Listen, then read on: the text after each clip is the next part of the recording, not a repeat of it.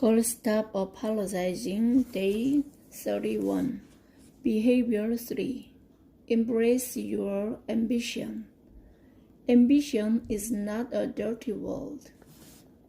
I don't know if it's because I'm in the midst of writing this book, and therefore am ever mindful of the conversations playing out in media right now regarding women, but it seems one popular female author and speaker after another is commenting on the type of women we should all aim to be. This morning I saw yet another repost of a quote on the dangers and pitfalls of ambition in women. I was angry to the point of spitting and simultaneously so sad. Angry because I don't think it's helpful to make sweeping generalizations about all kinds of ambition and all kinds of women. Sad because this person has a powerful platform and voice for women all over the world, and I believe this message is a disservice that plays deeply into the narrative many of us grew up with. Can ambition be dangerous? Absolutely.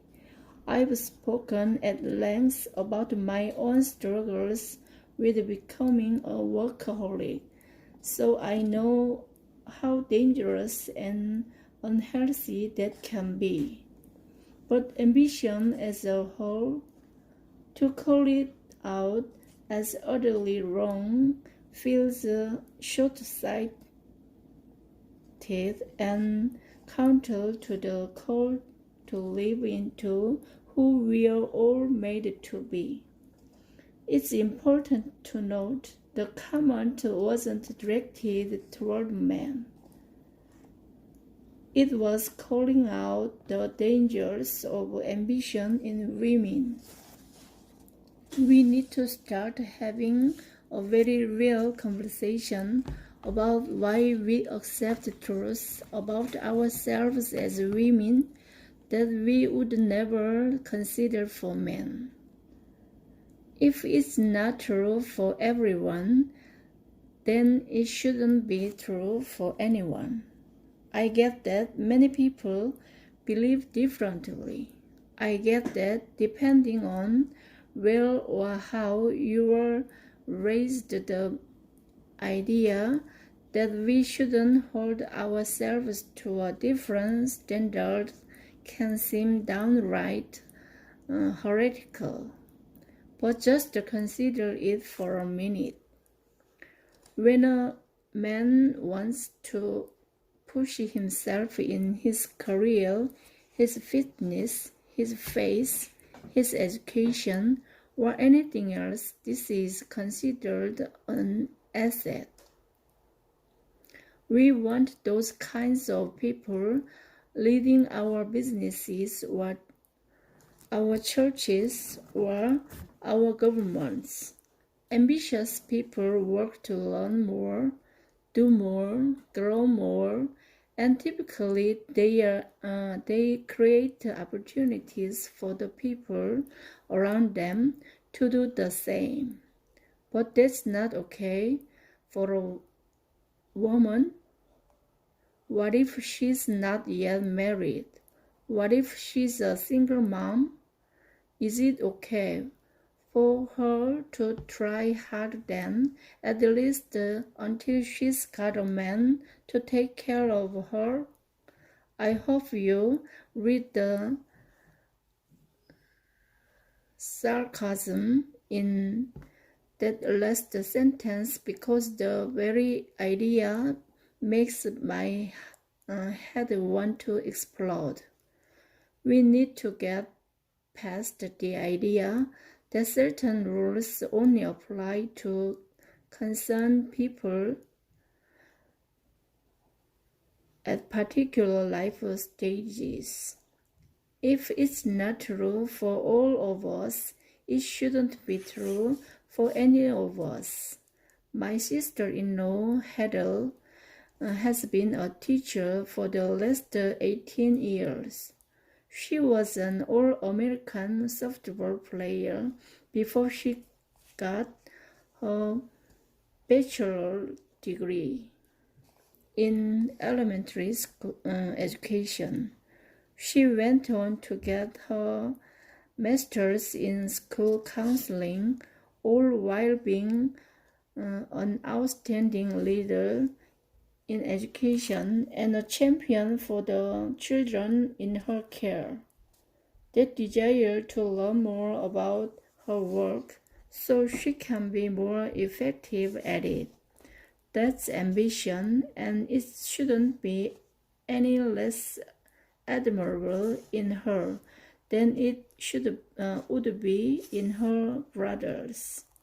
My friend Susan is leading the charge in foster care reformation. She is changing the way we love on children in care and surround the foster parents with the support they need to do this work.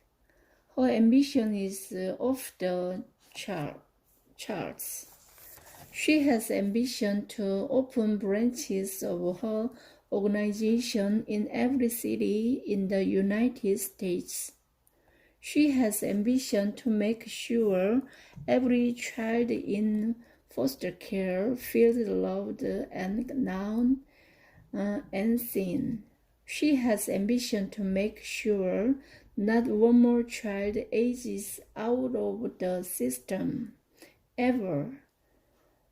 It's grandiose and audacious. Her brand of ambition will change the world. Another girlfriend is a stay-at-home mom who struggled for years with her weight and her self-image. 18 months ago, she signed up for her first 10K. Her ambition was to make it to the finish line. After she conquered that race, she signed up for a half marathon. She pushed herself to find the time to train and the will to learn how to get herself to her goal.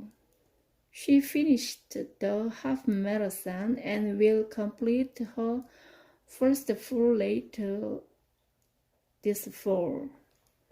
Her ambition wasn't to be a CEO or make $1 million. Her ambition was to get fit and healthy so she could be a better woman for herself and mama for her kids. Her kind of ambition changed the family dynamic in her home and the way she looks at life. Ambition is not a bad thing. In fact, the definition is drawn right, poetic, a strong desire to do or to achieve something, typically requiring determination and hard work. If it weren't for my ambition and determination to create content that would encourage other women, you wouldn't be sitting there reading this book. I mean, we're basically halfway through it right now, so if you thought it was stupid or unhelpful or boring,